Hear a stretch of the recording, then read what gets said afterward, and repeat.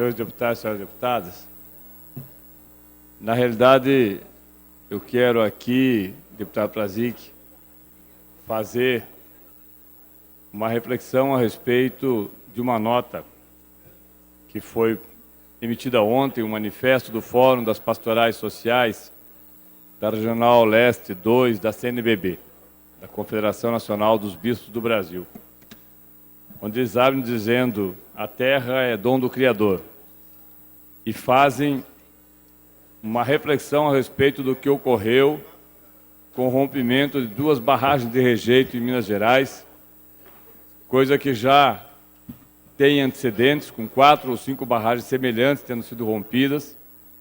Na nota, dizem as pastorais sociais da Regional 2 da Leste CNBB, Minas Gerais e Espírito Santo, reunidas de 6 a 8 de novembro no Centro Complexo de Ouro Preto e Mariana, diante da catástrofe das barragens Santarém e Fundão, de 5/11, denunciam o crime contra a vida, deputado Pegues, a biodiversidade e o meio ambiente cometido pela Vale e pela BHP Billiton Samarco. São mais de 700 barragens de rejeito só em Minas Gerais, dados do Departamento Nacional de Produção Mineral. O que ocorreu não foi uma tragédia.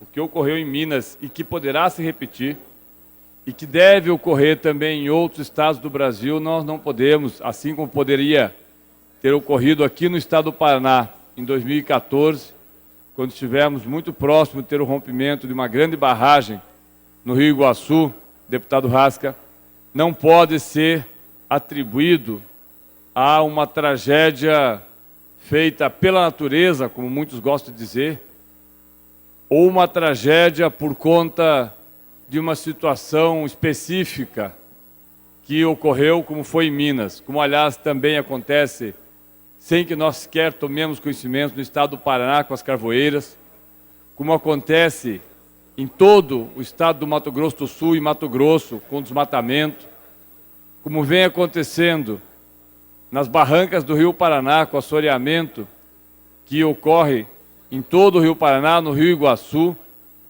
com praticamente o que ocorreu aqui, o deputado Rasca, que é de Curitiba, sabe bem o que ocorreu com o Rio Belém, que hoje nada mais é do que um canal de esgoto. O que tem ocorrido diariamente com inúmeros rios, com a parte de fauna, de flora, florestas, que estão sendo todos os dias devastados.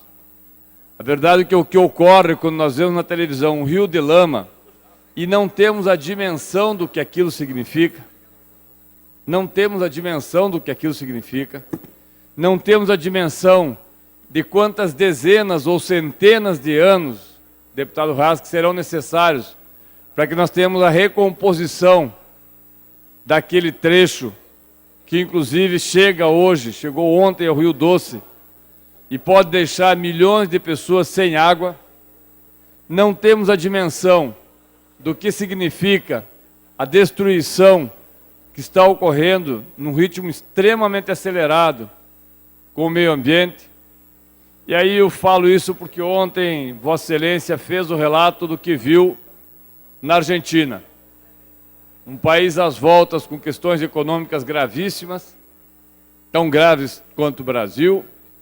Um país que acompanha, obviamente, também a crise mundial. Um país que não tem outra alternativa que não seja buscar, muitas vezes, energia através de mecanismos poluentes, mas que reflete, na prática, uma sociedade que está caminhando, e caminhando, eu diria, deputado Chico, a passos largos para o seu aniquilamento. Nós aqui na tribuna da Assembleia, pouquíssimas vezes, e aliás na Assembleia, professor Tercílio, nós damos atenção a um tema como este. Até porque ele não dá voto, ele tira voto. Falar de meio ambiente, o deputado Rasca sabe bem disso, é mais desconfortável do que falar de devastar para poder ampliar o pasto para boi. Falar de meio ambiente é mais, talvez, prejudicial à imagem de quem fala do que fazer discurso político, que nós todos aqui sabemos bem fazer, e que tem uma repercussão imediata. Mas quando eu via ontem à noite a nota da CNBB, e ao mesmo tempo via pela televisão os bilhões e bilhões de litros, bilhões de litros de dejeitos, que são praticamente rejeitos de minério de ferro, e que alguém de uma forma cândida, a própria Samarco, ligada à Vale do Rio Doce, e a empresa inglesa, dizem que não haverá problema, afinal é minério de ferro. Como se nós pudéssemos comer minério de ferro, respirar minério de ferro, nos vestir com minério de ferro. A Vale chegou a um ponto que nos coloca uma dúvida. Até onde o lucro que a Vale tem, e o lucro não é só em Minas, o lucro é em Minas, o lucro é no Mato Grosso, o lucro é no Pará principalmente, até onde o lucro que a Vale tem tendo não significa para as próximas gerações a destruição de um país como o nosso. E não só a Vale. A Vale é a maior mineradora, assim como outras grandes mineradoras também. Mas as pequenas mineradoras se utilizam, inclusive, de carvão, deputada Cláudia, e para isso as carvoeiras destroem originariamente madeira certificada. Mas nós sabemos, quem morou no norte do Brasil, e eu morei no Acre durante um ano, sabe quais são as madeiras certificadas. É tudo aquilo que queima. Tudo aquilo que queima vira madeira certificada. Não importa se é mogno, não importa se é castanheira, não importa, aqui no sul, inclusive, se é pinheiro, não importa. Importa que possa virar carvão, que possa dar retorno imediato, que possa dar dinheiro e que possa fazer com que aqueles que desta prática se beneficiam tenham as suas contas correntes engordadas. Eu creio que no momento que nós falamos muito sobre a corrupção, falamos sobre as pedaladas fiscais do governo federal, pedaladas fiscais do governador Carlos Alberto, que, aliás, deverá ter suas contas apreciadas aqui no plenário da Assembleia, talvez nas próximas semanas.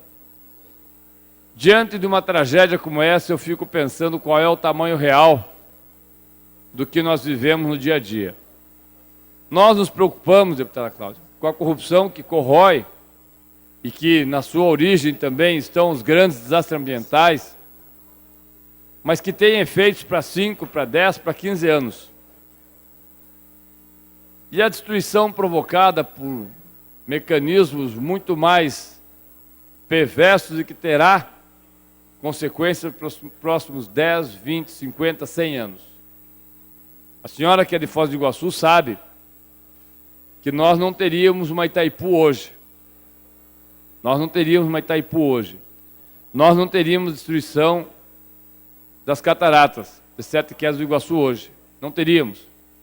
Não porque a consciência aumentou, mas porque a resistência aumentou. A resistência aumentou. Nós não teríamos um lago com centenas ou milhares de quilômetros quadrados de terra fértil na região de Foz do Iguaçu, inundados, para produzir energia elétrica, como temos hoje. Como tivemos Balbina, como temos agora mesmo, usinas no Pará, que estão sendo construídas às custas de destruir milhares de quilômetros de mata. Alguns dirão, não tem problema, isso tem tanto que nunca acaba. Eu ouvi isso no Acre em 1980 e 84. Tem tanta madeira aqui que nunca vai acabar. Pois bem, hoje é uma parte do Acre e da Rondônia que é apenas uma mancha no mapa, porque de madeira não tem absolutamente nada. Isso em 30 anos, que levou talvez milhares de anos para ser construído. Então fica aqui o registro da nota da CNBB. Eu creio que nós vamos ter que refletir sobre ela, senhor presidente, porque para nós algumas vezes isso parece tão distante, parece algo tão surreal, que não nos afeta. Talvez só nos afete o dia que abrirmos a torneira e não tivermos mais água. Talvez nos afete o dia que nós tivermos, deputado Rasca, a exemplo da China, que suspendemos as aulas por conta da poluição. Talvez nos afete o dia que nós não pudermos mais sair de casa por conta dessa mesma poluição. Mas não seremos nós diretamente. Serão os filhos e os netos daqueles que estão aqui. Se nada fizermos, seremos sim responsáveis por tudo aquilo que vier a acontecer para as próximas gerações. Creio que é hora, mais do que passada, de nós fazermos esse debate. Inclusive, como disse o deputado Rasca aqui, no momento em que se pretende instalar o fracking no Brasil, com todas as suas consequências, porque isso dá dinheiro.